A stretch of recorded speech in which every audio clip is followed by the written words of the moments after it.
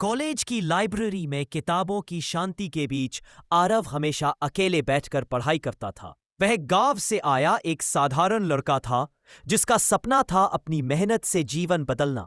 वही उसी लाइब्रेरी में अक्सर आती थी सिया, पूरे कॉलेज की जान, चंचल, हंसमुख और सबकी प्रिय।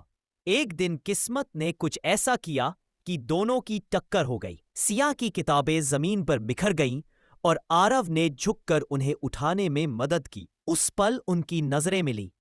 आरव की आंखों में सच्चाई और सिया की आंखों में चमक थी। पहली बार दोनों को एहसास हुआ कि यह मुलाकात कुछ खास है। उस दिन के बाद सिया ने आरव से बातें करना शुरू की। उसे हैरानी होती थी कि इतना शांत और गंभीर लड़का पढ़ाई के साथ साथ कितनी मेहनत करता है। वही आरव के दिल में एक अनकही चाहत पनपने लगी। लेकिन दोनों की दुनिया अलग थी। सिया एक अमीर परिवार की बेटी और आरव गरीब किसान का बेटा। फिर भी किस्मत की डोर उन्हें धीरे धीरे जोड़ने लगी। लाइब्रेरी की उस पहली मुलाकात के बाद सिया और आरव की बातें धीरे धीरे बढ़ने लगी। शुरुआत में वे केवल पढ़ाई और किताबों तक सीमित रहते, लेकिन धीरे धीरे छोटी छोटी बातें दोस्ती की डोर बुनने लगी। सिया अक्सर आरव से पढ़ाई में मदद लेती। आरव का गणित और विज्ञान पर गजब का पकड़ था।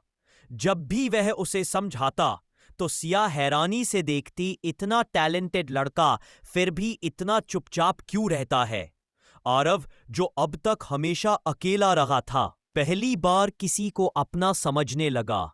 सिया के सवाल, उसकी हंसी, उसका बेफिक्र अंदाज, सब कुछ आरव के दिल को छूने लगा। धीरे धीरे उनकी दोस्ती कॉलेज कैंपस तक पहुंच गई। कभी कैंटीन में चाय, कभी बगीचे में बातें, तो कभी लाइब्रेरी के कोने में हंसी मजाक। दोनों की जोड़ी अब सबकी नजरों में आने लगी थी।